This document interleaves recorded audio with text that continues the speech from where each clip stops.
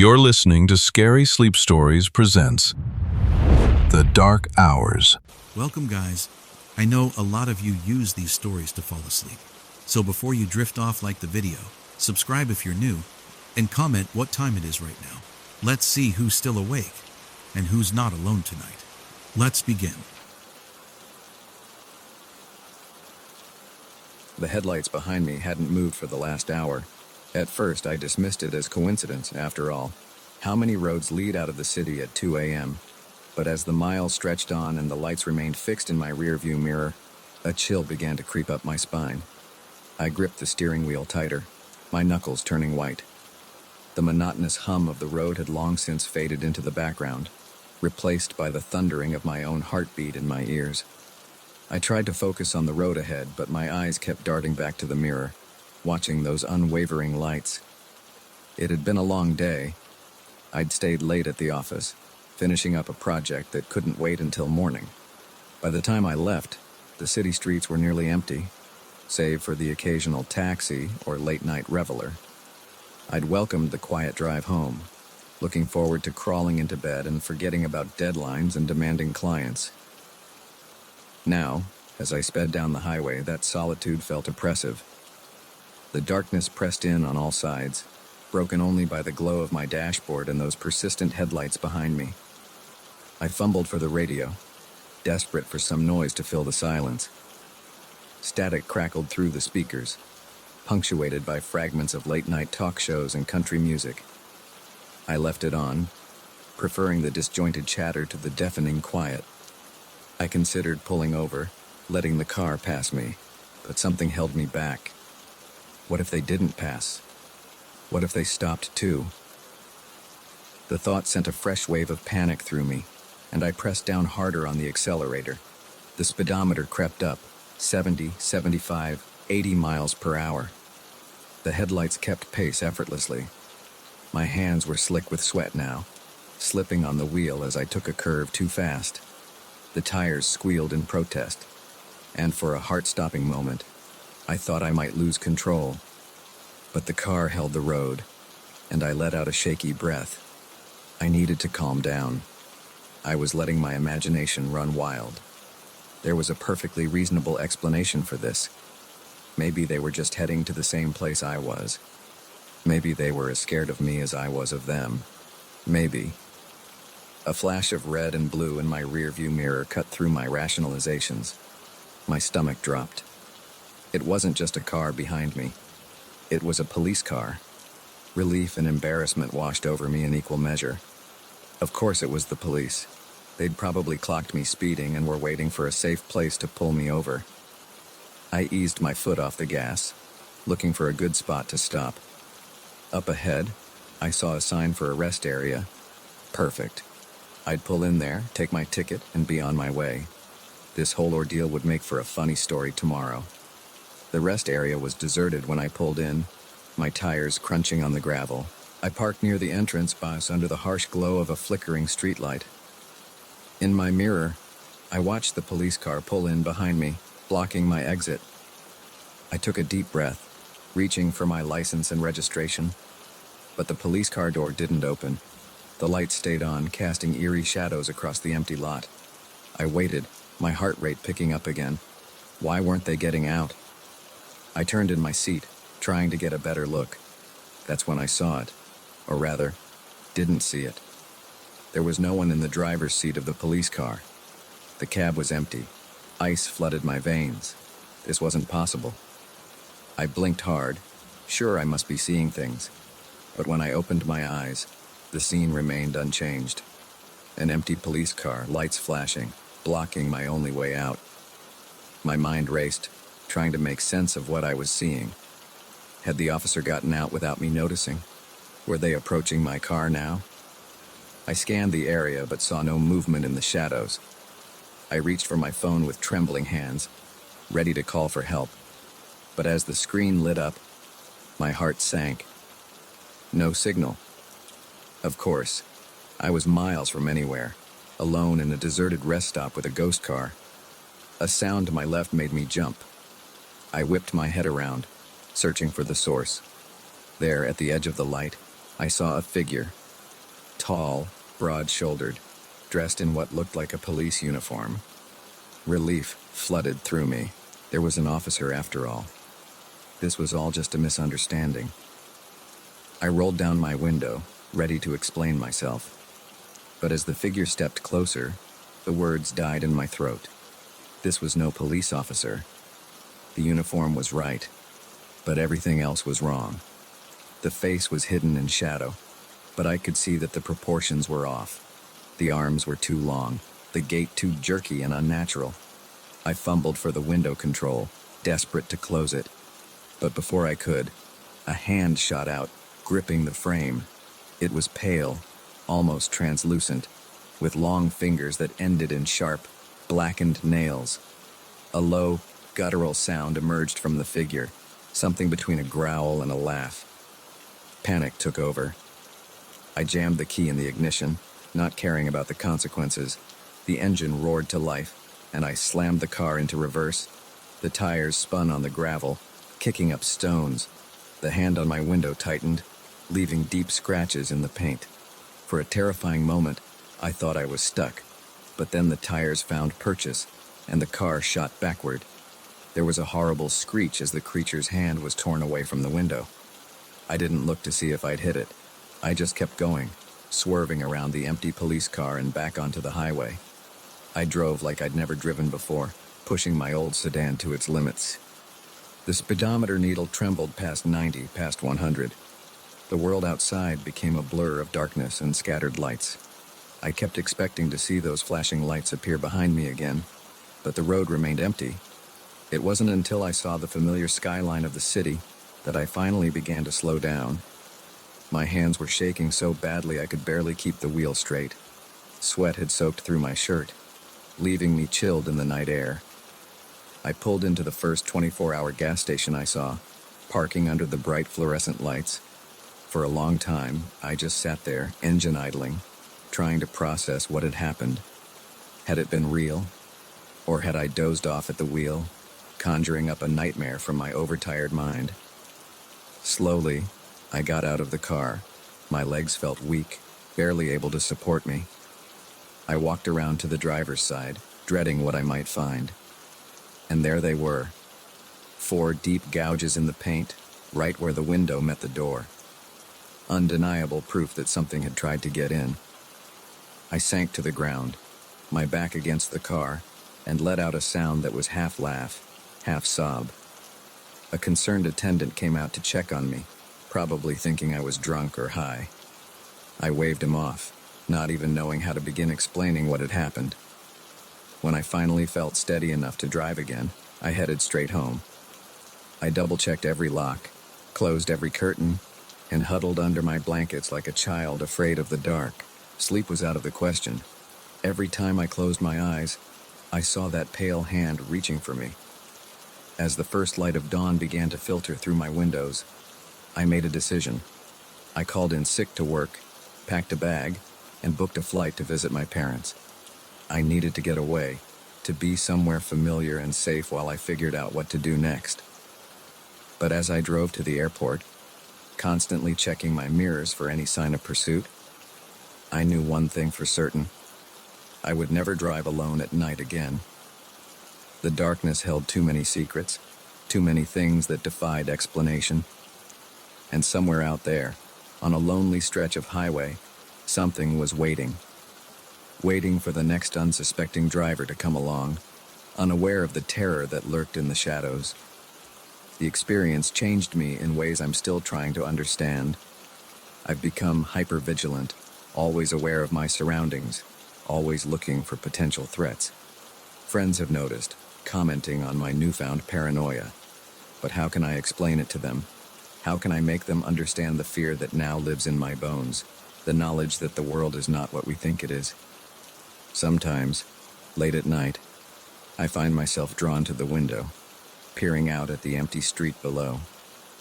And in those moments, I swear I can see a figure in the distance, standing just beyond the reach of the streetlights, waiting, watching, reminding me that no matter how far I run, no matter how safe I think I am, the night will always be there, and with it, The memory of that terrifying drive and the creature that almost caught me.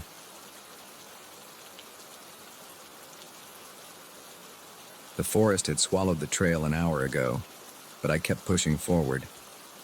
As the sun dipped below the tree line, casting long shadows across the unfamiliar terrain, I realized I was hopelessly lost.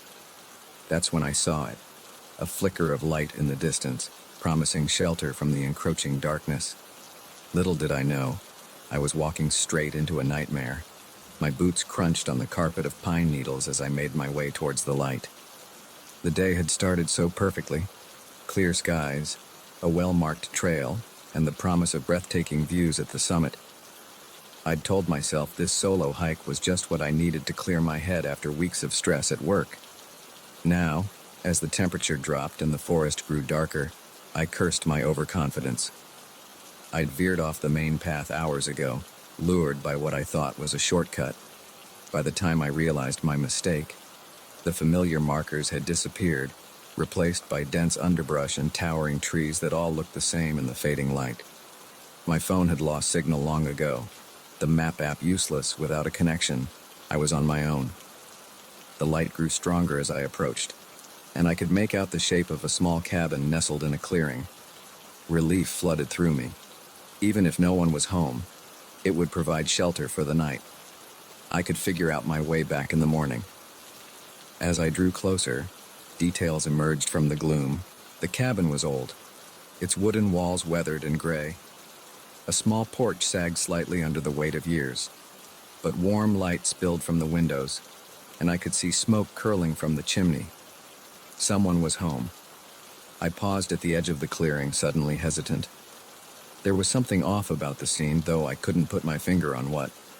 Maybe it was the absolute silence, no birds, no insects, not even the whisper of wind through the trees. Or maybe it was the way the light from the window seemed to flicker and dance, as if from a fire rather than electric bulbs. My survival instincts warred with my desperation for shelter. In the end, desperation won out. I took a deep breath and stepped into the clearing, making my way to the front door. The porch creaked ominously under my weight as I raised my hand to knock. Before my knuckles could touch the wood, the door swung open. A man stood there, backlit by the warm glow from inside. He was tall and lean, with a scraggly beard and piercing eyes that seemed to look right through me. "Well now," he said, his voice rough as if from disuse.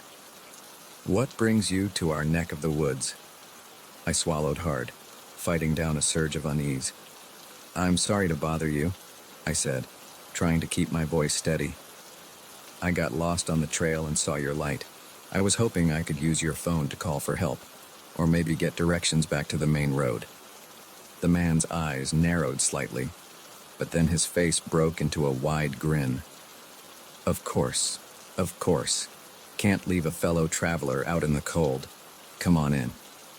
He stepped back, gesturing for me to enter. I hesitated for a moment, then stepped over the threshold. The interior of the cabin was sparse but cozy, dominated by a large fireplace where flames danced merrily.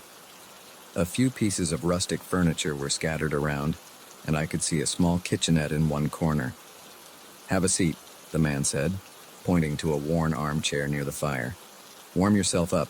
I'll see about that phone for you." I sank into the chair gratefully, feeling the heat from the fire chase away the chill that had settled into my bones. As the man disappeared into another room, I took the opportunity to look around more closely. Something felt off about the cabin's interior, but I couldn't quite put my finger on what. The furnishings looked old, almost antique, but well maintained. There were no personal touches, though, no photos, no knickknacks, nothing to suggest someone actually lived here. My eyes fell on a small table near the door. A collection of odd items was spread across its surface. A tarnished pocket watch, a handful of what looked like old coins, a smudged pair of glasses. They looked like the sort of things you'd find in the pockets of... A chill ran down my spine, one that had nothing to do with the cool night air outside. These were personal effects, but they didn't belong to the cabin's owner. They were trophies. The sound of footsteps made me turn. The man had returned, but he wasn't alone. Two other figures followed him into the room, both men with the same lean, hungry look as their companion. "No luck with the phone, I'm afraid," the first man said, his tone casual but his eyes sharp. "Seems the storm last week knocked out the lines. They haven't been repaired yet." I stood up slowly, my heart pounding.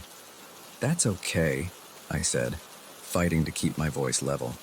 "If you could just point me in the direction of the main road, I'll be on my way." The three men exchanged glances, a silent communication passing between them. Then the first man spoke again, his voice dropping to a low growl.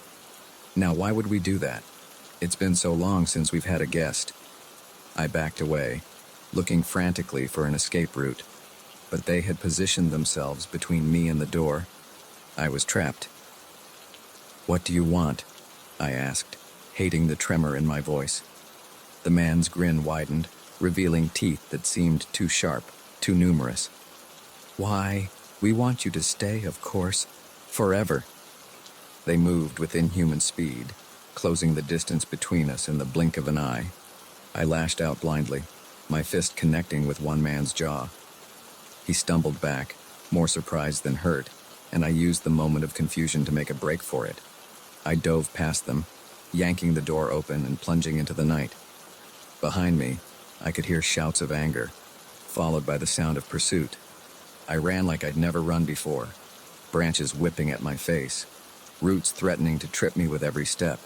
I had no idea where I was going, no plan beyond putting as much distance between myself and that cabin as possible. The forest was pitch black now, the trees looming like silent sentinels on all sides. More than once I stumbled, only to scramble back to my feet and keep running. The sounds of pursuit grew fainter, but I didn't slow down.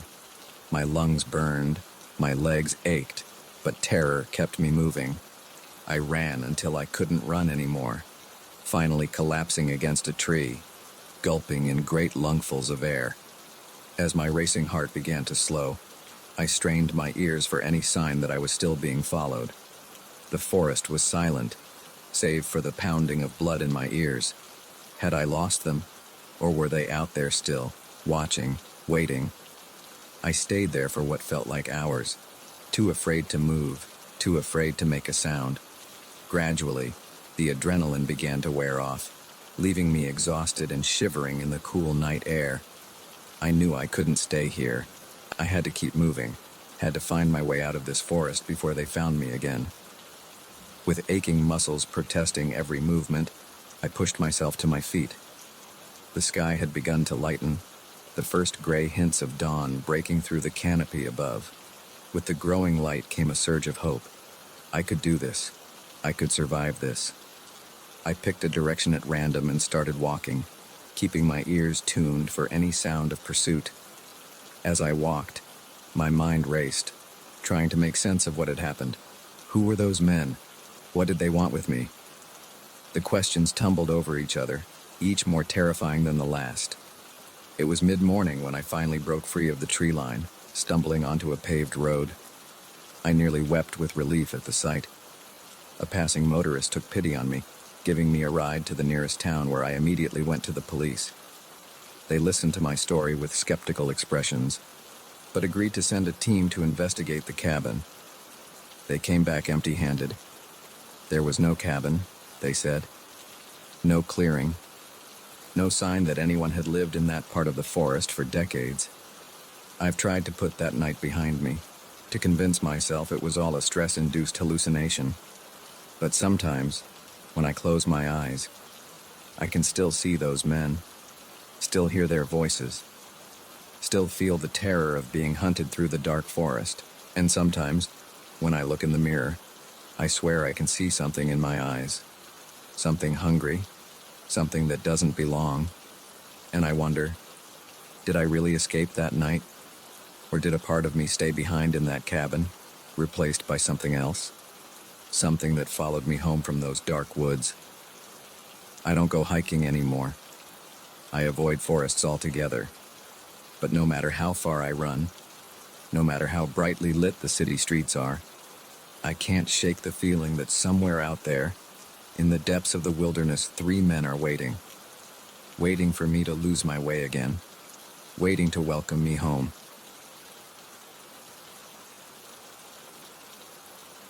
The first thump from upstairs made me pause the movie.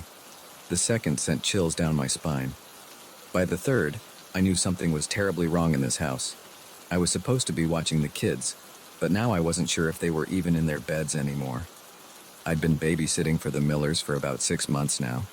They were good people, always paid on time, and their kids, Emma, 8, and Liam, 6, were generally well behaved.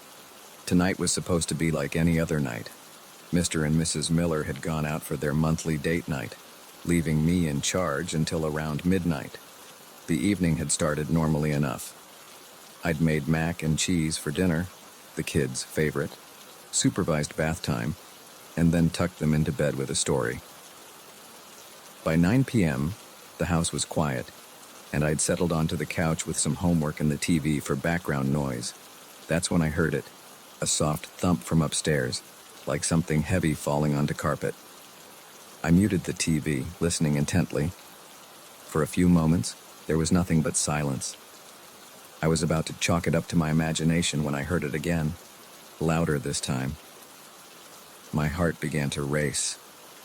It could be nothing, I told myself. Maybe one of the kids had gotten up to use the bathroom, or perhaps it was just the house settling. Old houses made weird noises all the time, right? But then came the third thump, followed by what sounded like footsteps. Heavy footsteps, not the light patter of children's feet. I stood up slowly, my textbook falling forgotten to the floor. "Emma? Liam?" I called out, trying to keep my voice steady. "Is everything okay up there?" No response, just more silence. I took a deep breath, steeling myself. I had to check on the kids. It was my job, after all. But as I approached the stairs, every instinct screamed at me to run, to get out of the house and call for help. I ignored the voice of fear and began to climb, each step creaking under my weight. The upstairs hallway was dark, shadows stretching ominously from the nightlight plugged into the wall. I made my way to Emma's room first, pushing the door open slowly. "Emma," I whispered, peering into the darkness. My hand fumbled for the light switch, and I blinked as the room was suddenly illuminated. The bed was empty, covers thrown back as if she'd left in a hurry. My breath caught in my throat as I noticed her favorite stuffed animal, a worn teddy bear she never slept without, lying on the floor. Panic rising, I rushed to Liam's room next door. The scene was the same, an empty bed, rumpled sheets, no sign of the little boy who should have been sleeping soundly. "Emma, Liam," I called out, no longer caring about keeping quiet. "Where are you?" The house remained silent, mocking my growing fear. I checked the bathroom, finding it empty, then the guest room, the closets, even under the beds. Nothing. As I stood in the hallway, trying to figure out what to do next, I heard another noise. This time, it was coming from downstairs. A soft scraping sound, like furniture being moved. My mind raced. Had someone broken in and taken the kids? Were they still in the house? Should I call the police? What would I tell the Millers? I crept back downstairs, my phone clutched tightly in my hand, 911 pre-dialed and ready to call. The scraping sound had stopped, but now I could hear something else. A low, rhythmic humming. It was coming from the kitchen. I inched closer, my heart pounding so loudly I was sure whoever was in there would hear it. As I reached the doorway, I took a deep breath and peered around the corner. What I saw made my blood run cold. Emma and Liam were there, but they weren't alone. They stood hand in hand with a figure I can only describe as wrong. It was tall, impossibly tall, its head nearly brushing the ceiling.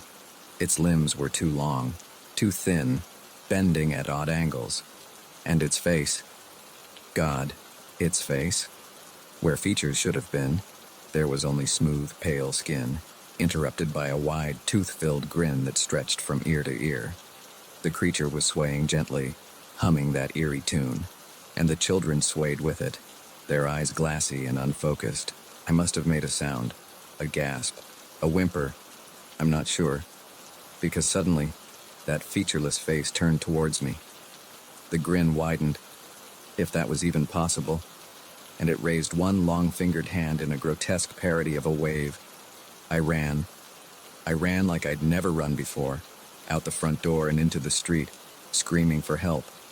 Lights came on in neighboring houses, curious and concerned faces appearing in windows. But I couldn't stop, couldn't explain. All I could do was run and scream. I don't remember much of what happened next. I have vague memories of police cars, of trying to explain what I'd seen to skeptical officers, of the Millers rushing home, their faces pale with worry, of the frantic search of the house that turned up nothing, no creature, no sign of a break-in, and most disturbingly, no Emma and Liam. The days that followed were a blur of questioning and accusations. The police suspected me at first, the babysitter who conveniently lost the kids she was supposed to be watching. But there was no evidence of foul play, no signs of struggle. It was as if Emma and Liam had simply vanished into thin air. The Millers didn't blame me, at least not openly, but I could see it in their eyes, the unspoken question, how could you let this happen? Weeks turned into months. The search for Emma and Liam continued, but hope dwindled with each passing day. I tried to move on with my life, to forget that terrible night, but the memories haunted me. The sound of that humming, the sight of that grinning, featureless face, they followed me into my dreams, turning them into nightmares. I stopped babysitting. I couldn't bear the thought of being responsible for someone else's children, not after what had happened. I threw myself into my studies, trying to drown out the guilt and fear with academic pursuits. But late at night, when the house was quiet and the shadows grew long, I'd find myself listening for that soft thump, that eerie hum, wondering if the creature would come for me next. It was almost a year later when it happened. I was home alone, studying for finals, when I heard it, that familiar thump from upstairs. My blood ran cold, memories of that night flooding back. For a long moment, I sat frozen, unable to move. Then, slowly, I stood up. I knew I should run, should call for help, but a part of me needed to know, needed to see. I climbed the stairs, each step feeling like it took an eternity. The upstairs hallway was dark, just like that night. But this time, there was a faint glow coming from under my bedroom door. With a trembling hand, I reached for the doorknob. I hesitated for a moment, then steeled myself and pushed the door open. There, in the center of my room, stood Emma and Liam. They looked exactly as they had a year ago, not a day older. And behind them, its long arms draped over their shoulders, was the creature. It raised its head as I entered, that terrible grin spreading across its featureless face. And then, in a voice that seemed to bypass my ears and speak directly into my mind, it said, "We've been waiting for you. It's time to come home." Emma and Liam turned to me, their eyes still glassy and unfocused. They reached out their hands, inviting me to join them, and despite every instinct screaming at me to run, to fight, to do anything but give in, I felt my feet moving forward. As I took their hands, the creature's grin widened impossibly. The room began to fade away, replaced by swirling darkness. The last thing I remember is the sound of that eerie humming, growing louder and louder until it drowned out everything else. I woke up in my bed the next morning, convinced it had all been a terrible nightmare. But as I got up, I noticed something on my nightstand that made my blood run cold. A small, worn teddy bear, Emma's teddy bear. I don't babysit anymore. I don't sleep with the lights off. And every night I lie awake, listening for that soft thump, that eerie hum, wondering when the creature will return, wondering if, next time, I'll have the strength to resist its call. Because deep down, I know the truth. It's not a matter of if, but when. And when it comes, I'm not sure I'll be able to say no. The first sign of trouble was the too wide smile of the gas station attendant. The second was the way the entire town seemed to go quiet as we drove through. By the time we realized something was terribly wrong, it was already too late to leave. My wife and Sarah and I had been on the road for hours. We were on our way to her sister's wedding, cutting through back roads to avoid highway traffic. It had been Sarah's idea, a chance to see some of the country's hidden gems, she'd said. Now, as our car sputtered and died on the outskirts of a town I couldn't even name, I was beginning to regret agreeing to her plan. "This can't be happening," Sarah groaned, her head thudding against the headrest. "We're going to miss the rehearsal dinner." I tried to start the car again, but the engine just wheezed pathetically. "Let's not panic," I said, trying to sound more confident than I felt. "There's a town just up ahead. We'll get some help and be back on the road in no time." Sarah didn't look convinced, but she nodded. We got out and started pushing the car towards the town. The late afternoon sun beat down on us, and by the time we reached the quiet "Welcome to Millbrook" sign, we were both sweating and irritable. The town itself looked like something out of a Norman Rockwell painting, all quaint storefronts and neatly trimmed lawns. But there was something off about it. The streets were empty, despite it being barely past 5 p.m. The only sound was the crunch of our shoes on the pavement and the distant bark of a dog. We pushed the car to a gas station on the corner of Main Street. A bell jingled as we entered the attached convenience store, and a man behind the counter looked up. His smile was immediate and wide, too wide, stretching his face in a way that made my skin crawl. "Well, hello there, strangers," he said, his voice overly cheerful. "Welcome to Millbrook. What can I do for you folks today?" I explained about our car trouble, and his grin, impossibly, widened further. "Oh, that's no problem at all. Our town mechanic, Old Bill, he can fix anything with an engine. Why don't you folks have a seat and I'll give him a call?" We sat in plastic chairs by the window, watching as the attendant made his call. Outside, I noticed a few people had appeared on the street. They all seemed to be looking our way, their faces bearing the same unsettling smiles as the attendant. "Is it just me?" Sarah whispered. "Or is something weird about this place?" Before I could answer, the attendant was back. "Good news. Bill's on his way. Should be here in about an hour. Why don't you folks take a walk around town while you wait? Millbrook's got some real nice sights." We thanked him and stepped outside, both of us eager to get some fresh air. As we walked down Main Street, more people appeared. They all greeted us enthusiastically, their smiles wide and unwavering. "Welcome to Millbrook," a woman called from her porch. "Hope you folks are enjoying your stay," a man shouted from across the street. It was friendly, sure, but there was an intensity to it that set my nerves on edge, and the smiles, those unchanging, too wide smiles, were starting to make me feel dizzy. We turned a corner and found ourselves in a small park. A group of children were playing on a rusty swing set, their laughter echoing unnaturally in the quiet town. As we passed, they all stopped and turned to us in unison, their faces splitting into those same eerie grins. "Sarah," I said, my voice low, "I think we should head back to the gas station." She nodded, her face pale. We turned around, only to find our path blocked by a group of townspeople. They were all smiling, all staring at us with an intensity that made my heart race. "Now, where are you folks off to in such a hurry?" one of them asked, his voice syrupy sweet. "The fun's just getting started." We backed away, but more people were appearing from all directions, hemming us in. Their smiles never faltered, even as their eyes grew cold and predatory. "What do you want?" I asked, trying to keep the fear out of my voice. "Why? We want you to stay," a woman chirped. "Millbrook's always looking for new residents, and you two look like you'd fit right in." Sarah grabbed my hand, squeezing it tight. I could feel her trembling.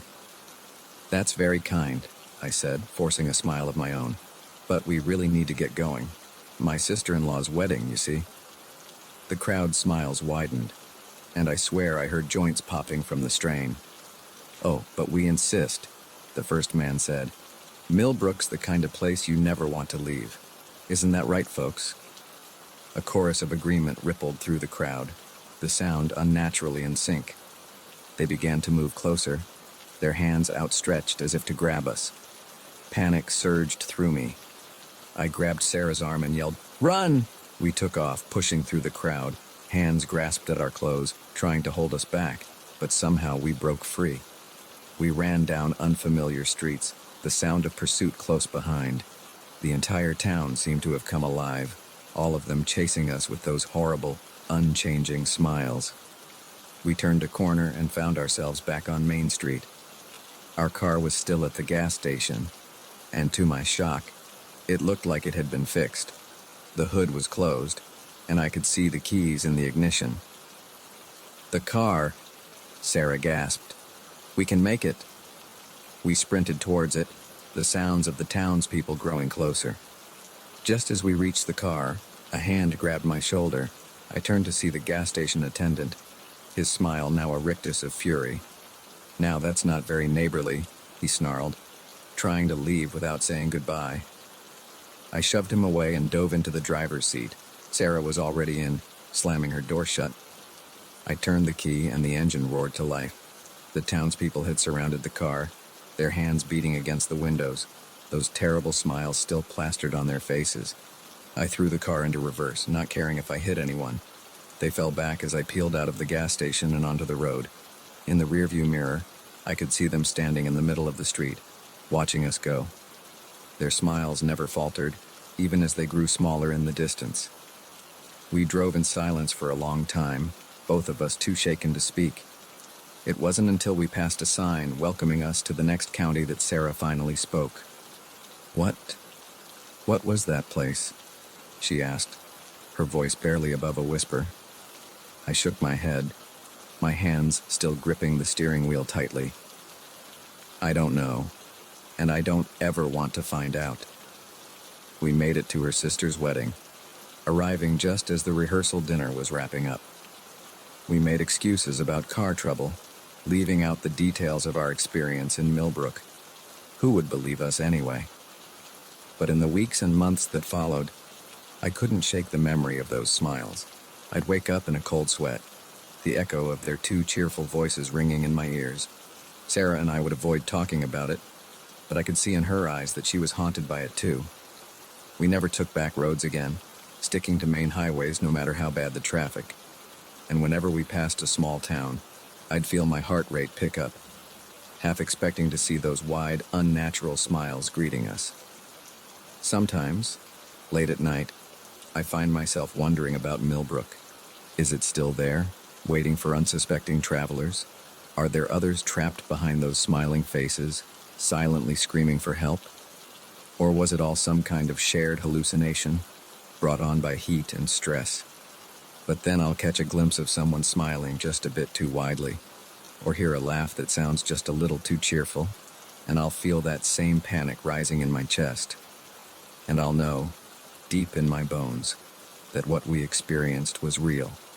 That somewhere out there in the hidden corners of the country, Millbrook is waiting with open arms and wide, unchanging smiles, ready to welcome its next new residents. And I'll drive a little faster, eyes fixed firmly on the road ahead, trying to outrun the memory of a town where everyone smiles, but no one is happy.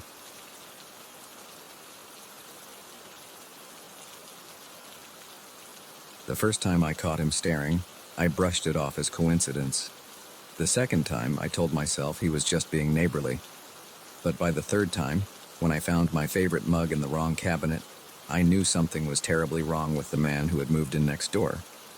It all started on a crisp autumn morning, the kind where the air smells of fallen leaves and possibility. I was lugging groceries up to my third-floor apartment when I first saw him. He was standing in the doorway of the unit across the hall, watching me struggle with my bags. I offered a polite smile, which he returned after a beat too long. "Just moved in?" I asked, fumbling for my keys. He nodded, his eyes never leaving my face. "Yesterday, I'm Michael." "Nice to meet you, Michael. I'm Emma," I replied, finally managing to unlock my door. "Welcome to the building." He just stood there, staring, until I closed the door behind me. I chalked it up to social awkwardness and thought nothing more of it. Over the next few weeks, I kept running into Michael. He always seemed to be in the hallway when I left for work or came home. At first, I tried to be friendly, making small talk about the weather or complaining about the temperamental elevator, but his responses were always short, his gaze intense and unwavering. Then I started noticing him outside the building. I'd catch glimpses of him across the street when I went for my morning run. He'd be at the coffee shop where I worked on my laptop on weekends. Once, I even spotted him at the grocery store, lurking at the end of the aisle as I picked out cereal. I told myself I was being paranoid. New York was a big city, but neighborhoods could feel small. It was probably just coincidence that we kept crossing paths.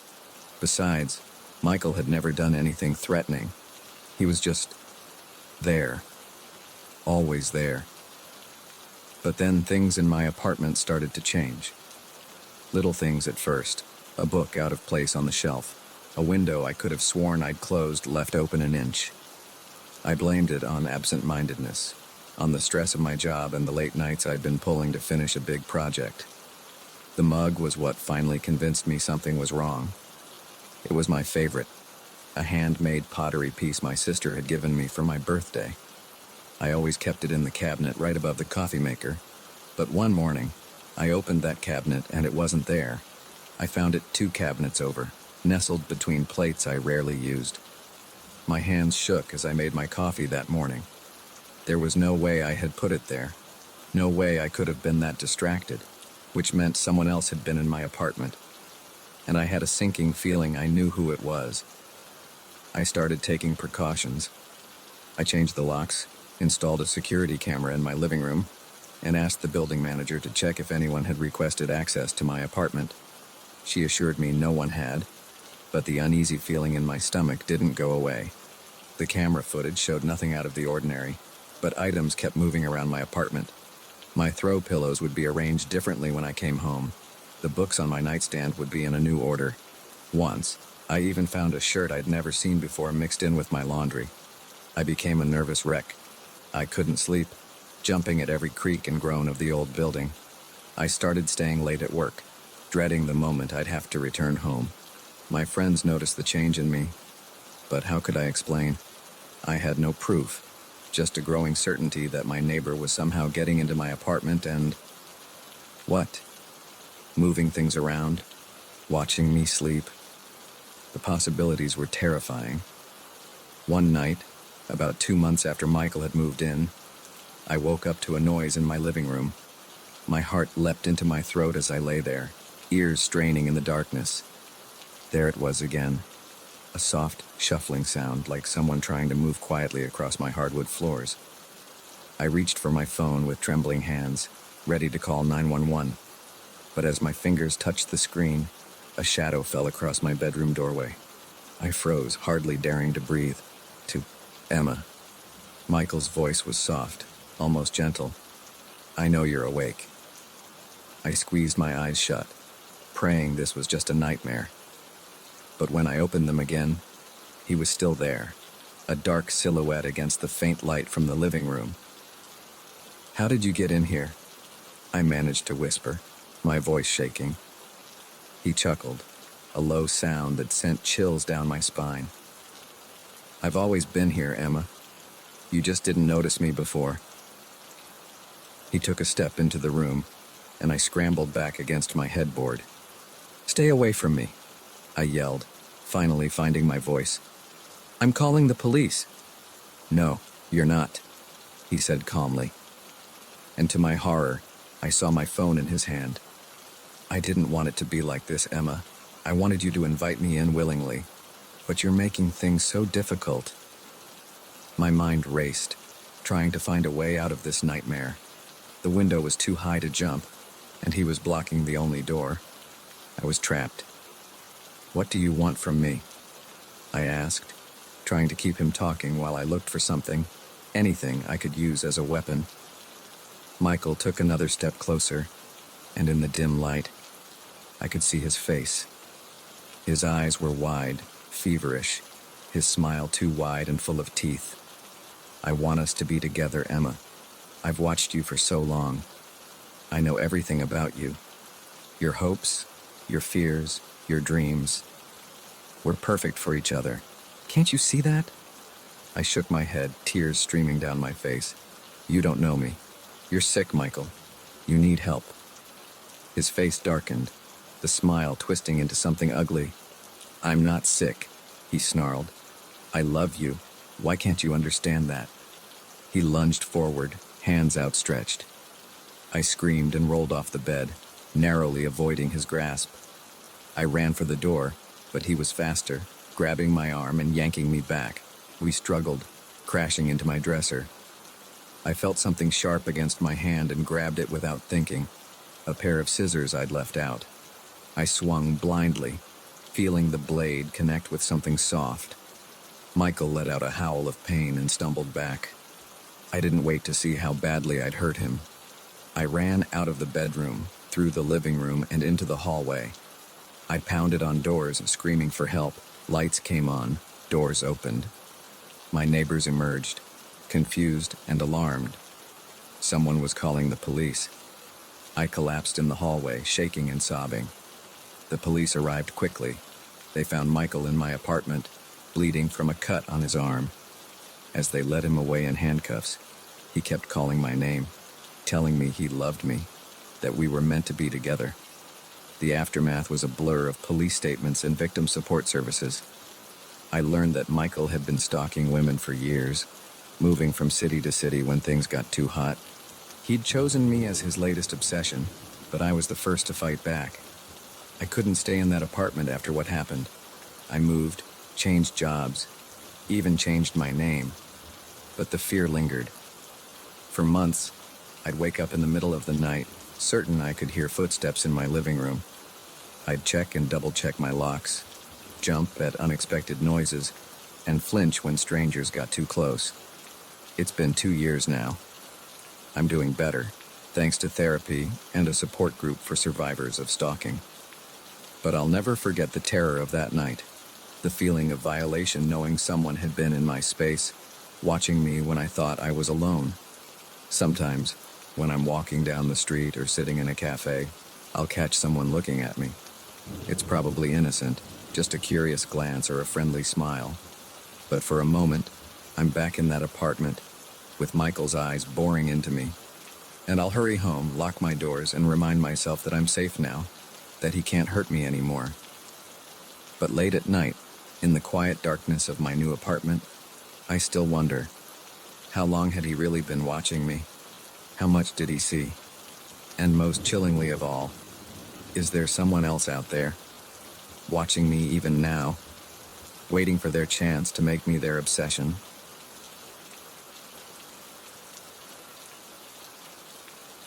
The moment the lights flickered and died, I knew this wasn't going to be an ordinary night shift. In the sudden darkness, surrounded by the hum of servers and the eerie glow of emergency lights, I realized I was no longer alone in the data center. Someone was here who shouldn't be, and they were after something far more valuable than hardware. I'd been working the night shift at Centex Data Solutions for about 6 months. It was a cushy gig, most nights, monitor the systems, run some routine maintenance, and occasionally restart a server that decided to throw a tantrum. The pay was good, the hours suited my night owl tendencies, and the solitude gave me time to work on my side projects. That night started like any other. I arrived at 10 p.m., nodded to the day shift guy as he practically ran out the door, and settled in for my 12-hour stint. The first few hours were uneventful. I ran some diagnostics, answered a couple of emails from the overseas team, and was just about to dig into my midnight snack when it happened. The lights flickered once, twice, and then went out completely. For a moment, there was total darkness. Then the red glow of emergency lights kicked in, casting everything in an ominous crimson hue. My first thought was power failure, but that didn't make sense. We had multiple redundancies in place, including a generator that could power the entire building for days. This kind of total blackout shouldn't be possible. I reached for the phone to call my supervisor, but the line was dead. My cell phone showed no signal. It was as if we'd been completely cut off from the outside world. That's when I heard it.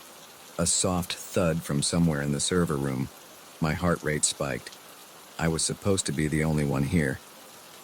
"Hello," I called out, trying to keep my voice steady. "Is someone there?" No response, but I could have sworn I heard the shuffle of feet. I grabbed a flashlight from my desk and slowly made my way into the maze of server racks. The beam of light cut through the red-tinged darkness, illuminating rows upon rows of blinking lights and humming machines. "This is a secure facility," I said, louder this time. "If someone's in here, you need to identify yourself immediately." Again, no response. But as I rounded a corner, I caught a glimpse of movement out of the corner of my eye. Someone ducking behind a server rack. My palms were sweaty now, the flashlight slippery in my grip. I should leave, I thought. Call the police. But with the phones down, I had no way to contact anyone. And if these intruders were after what I thought they were, I couldn't just walk away. I crept forward, every sense on high alert. The constant hum of the servers, usually background noise to me, now seemed deafening. I strained to hear any sound that might give away the intruders' positions. As I neared the back of the room, where our most sensitive servers were kept, I heard voices, low, urgent whispers that I couldn't quite make out. I killed my flashlight and pressed myself against a server rack, inching closer. "Faster," one voice hissed. "We don't have much time." "I'm working as fast as I can," another replied. "This encryption is state-of-the-art. It's not like cracking your grandma's Facebook password." I peered around the corner and my blood ran cold. Two figures hunched over a laptop, which was connected directly to one of our most secure servers. They were dressed all in black, faces obscured by ski masks. This was bad, really bad. That server contained some of our clients' most sensitive data, trade secrets, financial records, personal information, the kind of stuff that could ruin lives and topple companies if it fell into the wrong hands. I had to do something, but what? I was no action hero. My combat skills were limited to button mashing in video games, but I couldn't just stand by and let this happen. Taking a deep breath, I stepped out from my hiding place. "Step away from the server," I said, trying to sound more confident than I felt. "You're trespassing in a secure facility." The two figures whirled around. For a moment, we all just stared at each other, frozen in shock. Then one of them laughed. Well. Looks like we missed one. What are you gonna do, tech boy? Call the cops?" I swallowed hard. The silent alarm has already been triggered. Police are on their way. It was a bluff, but I hoped they couldn't know that for sure. The two shared a look. "He's lying," the one by the laptop said. "If the alarm had been triggered, we'd know. Our guy on the inside made sure of that." My heart sank. They had someone on the inside. That explained how they'd gotten past our security. "Doesn't matter," the first one said. "We're almost done here anyway." He turned to me, and I saw the glint of a gun in his hand. "As for you, I'm afraid we can't have any witnesses." Time seemed to slow down. I saw his finger tighten on the trigger. In that moment, pure instinct took over. I dove to the side, crashing into a server rack. The gun went off, the sound deafening in the enclosed space. Alarms started blaring. Apparently, gunshots were enough to trigger the system that the hackers thought they'd disabled. Red lights began flashing, adding to the chaos. I scrambled to my feet and ran, darting between the rows of servers. I could hear them behind me, shouting and knocking things over in their pursuit. I needed a plan. I couldn't outrun them forever, and eventually, they'd corner me. Then I remembered. The fire suppression system. It was my last resort, a desperate move that would likely fry millions of dollars worth of equipment. But right now, it was my only chance. I made a sharp turn, heading for the control panel. Bullets pinged off metal around me, spurring me to run faster than I'd ever run before. I reached the panel and slammed my hand down on the emergency release. Immediately, a klaxon began to sound, even louder than the alarms already blaring. "Warning, Fire suppression system activated. You have 30 seconds to evacuate, an automated voice announced. No, I heard one of the hackers yell. We're not done. But it was too late. With a great hiss, the room began to fill with halon gas. The hackers' curses turned to coughs, then to gasps for air. I held my breath and ran for the exit, praying I could make it before the gas overwhelmed me. My lungs were burning, spots dancing in front of my eyes, when I finally burst through the door into the hallway, gulping in great lungfuls of clean air. Behind me, I could hear the hackers stumbling out as well, but they were clearly disoriented. By the time they recovered, the sound of approaching sirens filled the air. The next few hours were a blur of police statements, paramedic checkups, and frantic calls from upper management. The damage to the data center was extensive, but our client's data was safe. The hackers were arrested, and their inside man was soon identified and apprehended as well. As I finally drove home, the sun peeking over the horizon, I was exhausted, but oddly exhilarated. I'd faced real danger and come out on top. I'd protected the data I was responsible for, even at great cost. But as the adrenaline faded, a sobering thought occurred to me. This attack was sophisticated, well planned. It wouldn't be the last. In our increasingly digital world, data was the new gold, and there would always be those willing to go to extreme lengths to get it. I realized then that my job wasn't just about maintaining servers and running updates. I was on the front lines of a new kind of war, one fought with keyboards and code rather than guns and bombs, and I was determined to be ready for the next battle. As I crawled into bed, my mind was already churning with ideas for improving our security. But for now, sleep beckoned. After all, I had another night shift tomorrow, and in this line of work, you never knew what challenges each night might bring.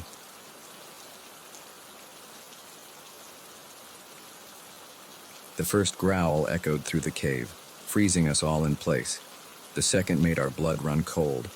By the third, we knew with terrifying certainty that we weren't alone in this dark, underground maze. And whatever was in here with us, it was hungry. It was supposed to be a simple day hike, a chance for me and my 3 closest friends to escape the city and enjoy some fresh air. Jake, our self-proclaimed wilderness expert, had heard about a little-known trail that led to some spectacular views. Sarah, always up for an adventure, jumped at the idea. Mike and I were more hesitant, but we eventually gave in to their enthusiasm. The hike started off great.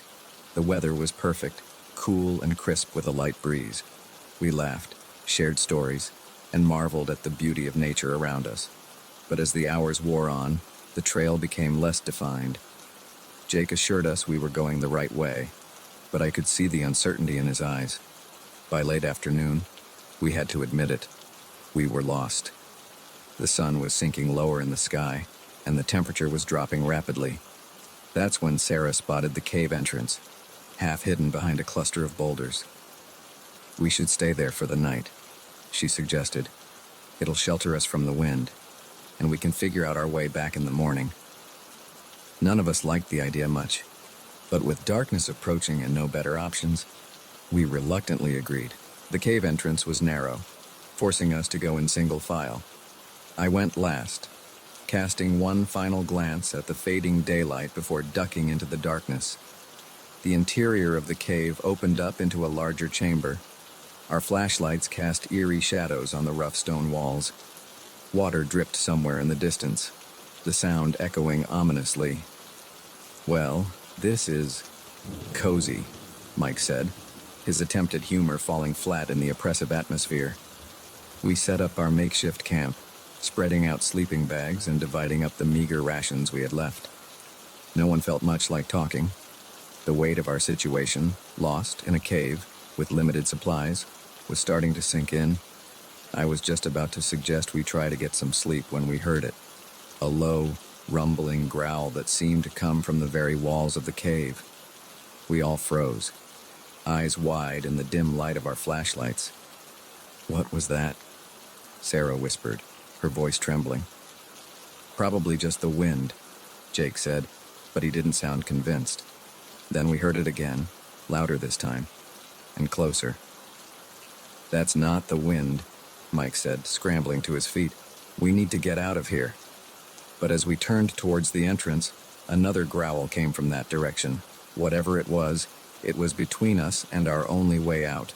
"There's got to be another way," I said, trying to keep my voice steady. "Caves like this often have multiple chambers. Maybe we can find another exit." It wasn't much of a plan, but it was all we had. We quickly packed up our things, hands shaking as we stuffed sleeping bags into backpacks. The growls were getting more frequent now, interspersed with the sound of something large moving in the darkness. We moved deeper into the cave, our flashlights providing meager illumination in the pitch black. The passage narrowed, then widened again into another chamber, but this one wasn't empty. Our lights fell on a pile of bones in the corner.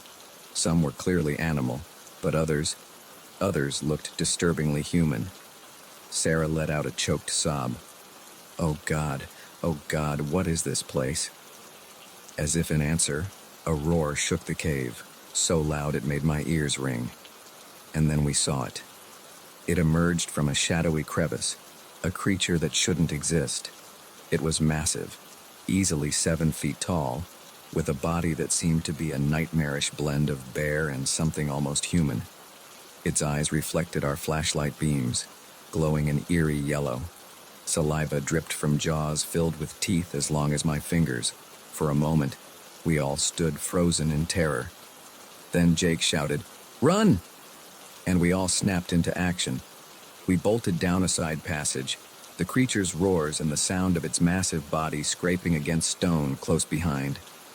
We ran blindly, taking turns at random, driven by pure terror. I don't know how long we ran. Time seemed to lose all meaning in the darkness. But eventually, we found ourselves in a small chamber with no other exits. We were trapped.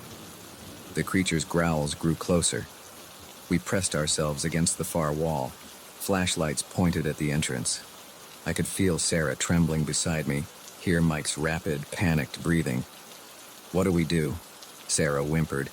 I looked around desperately, searching for anything that might help us. That's when I noticed the strange markings on the wall behind us.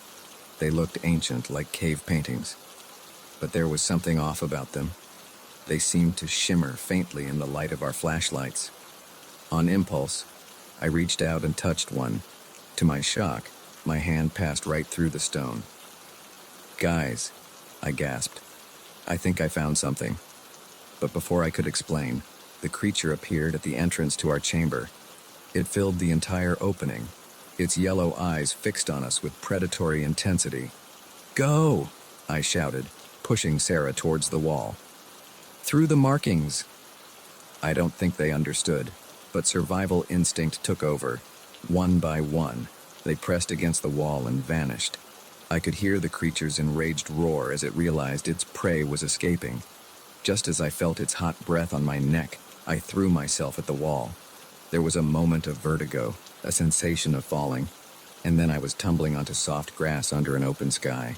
I looked up to see Sarah, Mike, and Jake staring at me with wide eyes. Behind us was a sheer rock face, no sign of a cave entrance, just those same strange, shimmering markings. We were safe, somehow transported out of the cave and back to the surface. But as the adrenaline faded and relief set in, new questions arose. What was that creature? How had we traveled through solid rock? And most troublingly, how many other hikers had stumbled into that cave, never to return? We made our way back to civilization in a daze, our story met with disbelief by the park rangers.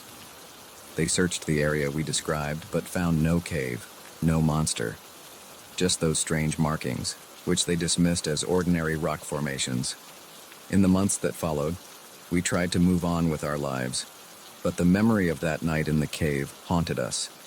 We'd seen something that defied explanation, experienced something that challenged everything we thought we knew about reality. I found myself researching cryptozoology, cave systems, even quantum physics, searching for any explanation for what we'd encountered. Sarah threw herself into her work, while Mike turned to religion, finding comfort in faith. Jake, ironically, swore off the outdoors entirely. We don't talk about that night much anymore. It's too unbelievable, too terrifying to put into words. But sometimes, when I'm alone in the dark, I swear I can hear a distant growl, and I wonder about that creature, still lurking in its underground lair, waiting for its next